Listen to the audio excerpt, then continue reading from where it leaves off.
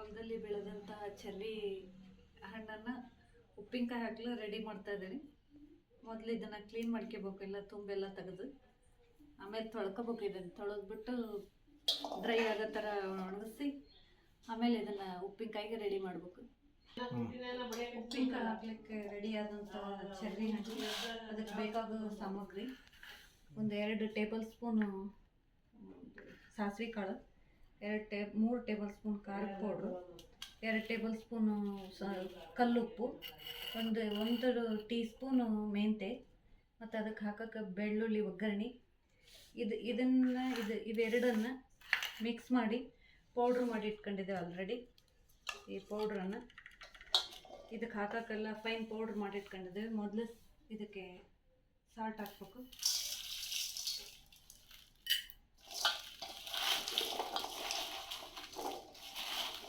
ನಂತರ ಖಾರ ಪುಡಿ ಹಾಕ್ಬೇಕು.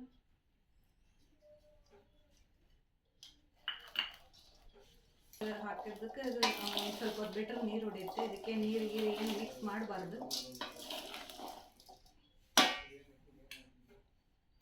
ಆಮೇಲೆ ಇದನ್ನು ಫೈನ್ ಪೌಡ್ರ್ ಮಾಡಿ ಇಟ್ಕೊಂತಕ್ಕಂಥ ಸಾಸಿವೆ ಮೆಂತೆ ಪೌಡ್ರನ್ನ ಹಾಕ್ಬೇಕು.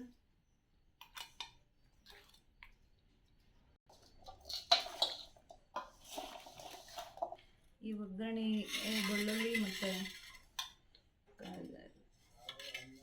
ಬೆಳ್ಳುಳ್ಳಿ ಮತ್ತು ಕರಿಬೇವಿಂದು ಎಣ್ಣೆ ಸಿಡಿಸಿ, ಎಣ್ಣೆಯಲ್ಲಿ ಒಗ್ಗರಣೆ ಸಿಡಿಸಿ ಅದೇ ಇದು ಪೂರ್ತಿ ತಣ್ಣಗಾದ್ಮೇಲೆ ಇದಕ್ಕೆ ಹಾಕಿ ಇದನ್ನೊಂದು ಬಾಟ್ಲಲ್ಲಿ ತುಂಬಿಟ್ಕೊಳ್ಬೋದು.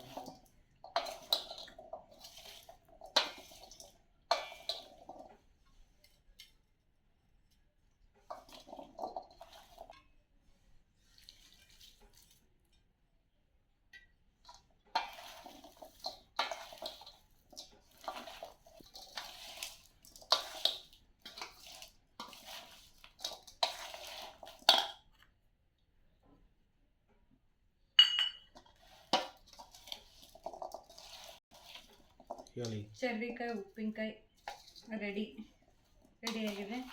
ಇದನ್ನು ಒಂದಿನ ಉಪ್ಪು ಕರಗ ಮಟ್ಟ ಒಂದಿನ ಬಿಟ್ಟು ಆಮೇಲೆ ಇದನ್ನು ಊಟಕ್ಕೆ ಹಾಕೊಂಡು ಊಟ ಮಾಡ್ಬೋದು. ಅನ್ನದ ಜೊತೆ ಚಪಾತಿ, ದೋಸೆ ಎದಕ್ಕಾದರೂ ಇದನ್ನು ತಿನ್ಬೋದು.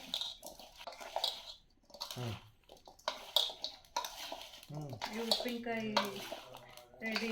ನಿಮಗೆ ಈ ಉಪ್ಪಿನಕಾಯಿ ಇಷ್ಟ ಆಗಿದ್ರೆ ಲೈಕ್ ಮಾಡಿ, ಶೇರ್ ಮಾಡಿ, ಕಮೆಂಟ್ ಮಾಡಿ, ಬೆಲ್ ಬಟನ್ ಒತ್ತಿರಿ.